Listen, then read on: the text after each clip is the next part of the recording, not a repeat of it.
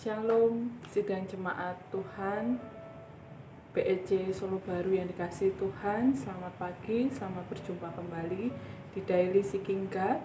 Pagi hari ini kita masih membahas mengenai kitab Yohanes, dan saat hari ini kita akan membaca di Yohanes pasal 7 ayat 53 sampai pasal 8 ayat 1 sampai yang ke-11.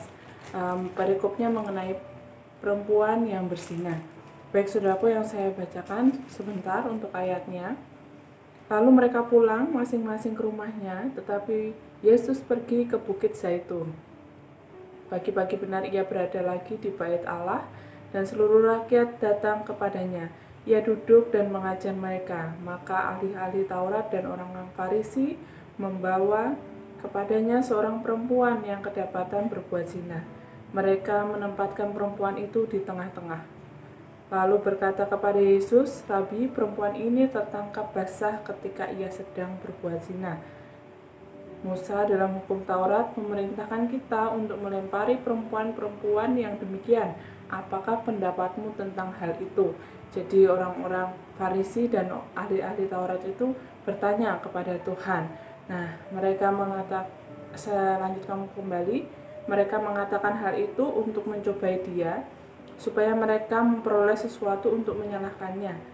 Tetapi Yesus membungkuk lalu menulis dengan jarinya di tanah. Dan ketika mereka terus-menerus bertanya kepadanya, ia pun bangkit berdiri lalu berkata kepada mereka, "Barang siapa di antara kamu tidak berdosa, hendaklah ia yang pertama melemparkan batu kepada perempuan itu." Lalu ia membungkuk pula dan menulis di tanah. Tetapi setelah mereka mendengar perkataan itu, pergilah mereka seorang demi seorang, mulai dari yang tertua. Akhirnya tinggallah Yesus seorang diri dengan perempuan itu yang tetap di tempatnya. Lalu Yesus bangkit berdiri dan berkata kepadanya, "Hai perempuan, di manakah mereka? Apakah tidak adakah seorang menghukum engkau?" Jawabnya, "Tidak ada, Tuhan." Lalu kata Yesus, "Aku pun tidak menghukum engkau. Pergilah dan jangan berbuat dosa lagi mulai dari sekarang." Saudaraku yang dikasihi Tuhan, di perikop ini ada 4 tokoh yang diceritakan, yaitu yang pertama adalah Tuhan Yesus, yang kedua adalah orang Farisi, yang ketiga adalah ahli-ahli Taurat, dan yang keempat adalah perempuan yang kedapatan berbuat zina. Orang Farisi membawa perempuan itu ke hadapan Tuhan untuk mencobai Tuhan dengan sebuah pertanyaan, yaitu Musa dalam hukum Taurat memerintahkan kita untuk melempari perempuan-perempuan yang demikian. Apakah pendapatmu tentang hal itu? Dan jawaban Tuhan terhadap pertanyaan itu adalah jawaban yang penuh dengan hikmat, sehingga orang Farisi maupun ahli-ahli Taurat yang bertanya itu, mereka mendengar jawaban itu langsung terdiam dan pergi satu persatu meninggalkan tempat itu. Nah, apa yang dapat kita pelajari dari peristiwa cerita ini, dan dari cerita ini? Yang pertama, saya akan membagikan mengenai belas kasihan. Di ayat yang ke-7 sampai yang ke-9 saya bacakan. Dan ketika mereka terus-menerus bertanya kepadanya, ia pun bangkit berdiri lalu berkata kepada mereka, "Barang siapa di antara kamu tidak berdosa, hendaklah ia yang pertama melempar batu kepada perempuan itu." Lalu ia membungkuk pula dan menulis di tanah. Tetapi setelah mereka mendengar perkataan itu, pergilah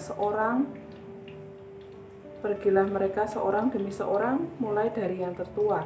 Akhirnya tinggallah Yesus seorang diri dengan perempuan itu tetap di tempatnya. Ya saudaraku yang dikasihi Tuhan, dengan jawaban Tuhan tadi, ahli-ahli Taurat dan Farisi menyadari bahwa mereka juga adalah orang yang berdosa, orang yang pernah salah dalam setiap kehidupan mereka, sehingga mereka tidak jadi menghukum wanita itu, tidak jadi menghukum perempuan itu. Nah, mungkin ahli-ahli Taurat ini mereka belajar mengenai mereka belajar mengenai kesucian, mengenai keadilan dan kebenaran. tetapi mereka belum mengamalkan apa yang namanya belas kasihan. Nah, Tuhan menghendaki ada belas kasihan dalam setiap kehidupan mereka. Ada belas kasihan dalam setiap kehidupan kita. Karena sejatinya bahwa keadilan dan belas kasihan dan kesetiaan harus berjalan bersama. Kita mau buka dulu di Matius 23 ayat yang ke-23. Celakalah kamu, hai ahli-ahli Taurat dan orang-orang Farisi, hai kamu orang-orang munafik, sebab persepuluhan dari selasih, adas manis, dan jintan kamu bayar, tetapi yang terpenting dalam hukum Taurat, kamu abaikan, yaitu keadilan dan belas kasihan dan kesetiaan. Yang satu harus dilakukan dan yang lain jangan diabaikan. Jadi perintah Tuhan sangat jelas sekali bahwa dalam melakukan keadilan dan dalam kehidupan kekristenan, kesetiaan, itu hendaklah tidak melupakan tentang belas kasihan. Nah, itu Tuhan katakan itu kepada ahli-ahli Taurat dan orang Farisi saat itu. Nah, karena mereka terus melakukan keadilan, mereka terus menegakkan apa yang menjadi keadilan, tapi mereka tidak melakukan apa yang menjadi isi hati Tuhan, yaitu salah satunya adalah belas kasihan. Nah, mungkin pagi hari ini seberapa banyak kita yang sudah mengenal, bahkan mengetahui tentang belas kasihan Tuhan, baik melalui firman, baik melalui cerita-cerita Alkitab, maupun mengalami sendiri belas kasihan Tuhan dalam hidup kita.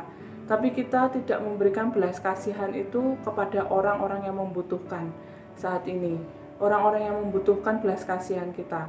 Nah, kita mau baca ayatnya dulu juga pagi hari ini di Matius 25 ayat 44 sampai 45. Lalu pun akan menjawab dia, katanya, Tuhan, bila manakah kami melihat engkau lapar atau haus, atau sebagai orang asing, atau telanjang, atau sakit, atau dalam penjara dan kami tidak melayani engkau? Jawab ia kepada mereka, Aku berkata kepadamu, sesungguhnya segala sesuatu yang tidak kamu lakukan untuk salah seorang dari yang paling hina ini, kamu tidak melakukannya juga untuk aku. Baik saudaraku yang dikasihi Tuhan, jadi mengenai belas kasihan ini, Tuhan inginkan setiap kita memilikinya. Tuhan inginkan setiap kita melakukan belas kasihan setiap saat. Nah, saudaraku, Tuhan pun juga berkata di Matius 25 tadi, dia katakan, ketika aku lapar, kamu tidak memberikan aku makanan. Ketika aku haus, kamu tidak memberikan minuman. Bila mana Tuhan kami melakukan hal itu kepadamu. Tapi Tuhan katakan ketika kamu tidak memiliki belas kasihan kepada seseorang yang hina maupun yang mungkin berbuat salah, mungkin yang saat itu terpuruk, itu pun kamu tidak, dalam artian kamu tidak melakukan itu untuk aku. Jadi ketika kita melihat saudara-saudara kita, mungkin yang saat ini membutuhkan, mungkin yang saat ini butuh kasih Tuhan, maupun dia membutuhkan apa yang kita punya, nah hendaklah kita memberikan itu untuk saudara kita. Karena ketika kita memberikan itu untuk saudara kita, sama saja kita memberikan itu juga untuk Tuhan. Jadi apapun yang kau lakukan, sebenarnya itu engkau lakukan untuk Tuhan. Apapun yang kau kerjakan hari-hari ini, sekecil apapun, mari engkau kerjakan itu untuk Tuhan. Terlebih lagi kita mau jadi pribadi-pribadi yang mau menerima setiap orang-orang yang bersalah mungkin ya, orang-orang yang benar-benar butuh kasih Tuhan, orang-orang yang membutuhkan penerimaan dalam setiap kehidupannya. Nah, mari kita menjadi jawaban, mari kita mau belajar memberikan belas kasihan kita untuk jiwa-jiwa, belas kasihan kita untuk orang-orang yang membutuhkan. Nah, itu saudaraku yang poin pertama. Dan poin yang kedua adalah mengenai pengampunan. Saya akan bacakan di ayat 10-11. Dikatakan, lalu Yesus bangkit berdiri dan berkata kepadanya, Hai perempuan, di manakah mereka? Tidak adakah seorang menghukum engkau?" Tetapi jawabnya, "Tidak ada Tuhan." Lalu kata Yesus, "Aku pun tidak menghukum engkau. Pergilah dan jangan berbuat dosa lagi mulai dari sekarang." Baik saudaraku yang dikasihi Tuhan, di ayat ini mengajarkan mengenai bagaimana Tuhan mengampuni perempuan ini. Tuhan berbelas kasihan terhadap perempuan ini. Dia tidak menghukum agar wanita itu boleh terbebas dari setiap dosanya. Nah, dari sebuah belas kasihan itu membawa kepada pengampunan. Ya, ketika Yesus mengampuni wanita ini dan Yesus mengatakan, "Pergilah dan jangan berbuat dosa lagi." Saya percaya di situ kata pergi adalah kata di mana Tuhan rindu wanita ini menyatakan pertemuannya dengan Tuhan dan mulai bersaksi kepada sesamanya bahwa dia telah diampuni oleh Tuhan, bahwa dia telah menerima pengampunan daripada Tuhan dan dia tidak kembali berbalik kepada dosanya lagi yang lama. Nah, jadi saudaraku, kata pergi di sini adalah di mana Tuhan mengutus untuk dia menjadi saksi-saksinya Tuhan, bahwa dia boleh menceritakan kepada orang-orang yang dia temui bahwa dia telah diampuni dan dia telah bertobat. Dia tidak berbalik lagi ke jalan yang lama. Nah, saudaraku yang dikasihi Tuhan, dalam kita melayani, baik di masyarakat, baik di keluarga maupun gereja, dimanapun kita berada saat ini, kita belajar untuk menjadi komunitas yang saling mengampuni, komunitas yang saling menyembuhkan, menerima, di mana setiap orang yang datang membutuhkan kasih Kristus. Sehingga banyak orang boleh mengerti bagaimana pribadi Tuhan itu melalui setiap kehidupan kita. Jadi saudaraku, dari cerita ini kita bisa petik sebuah hikmah, sebuah rema bahwa mulai dari belas kasihan itu membawa kepada pengampunan. Jika Tuhan sudah mengampuni kita di atas kayu salib, sudah membayar kita lunas, kita pun juga mau belajar mengampuni orang lain. Kita pun belajar jadi komunitas yang saling mengampuni, menerima kekurangan, menjadi komunitas yang menyembuhkan. Bahkan kita mau pakai setiap karunia-karunia dalam hidup kita itu untuk kemuliaan nama Tuhan lagi. Jadi jika kita bertemu dengan orang-orang yang memang berbuat salah, memang mengakui setiap dosanya di hadapan kita, hendaklah kita meresponnya dengan baik. Salah satunya dengan memberikan belas kasihan yang kita punya buat dia, sehingga dia merasa diterima, dia boleh berbalik dari jalannya yang salah dan kembali ke jalan yang benar. Mungkin itu saja yang pagi hari ini bisa saya sharingkan.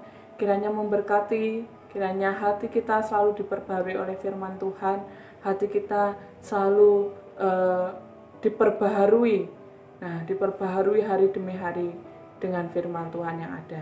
Terima kasih, Tuhan Yesus memberkati.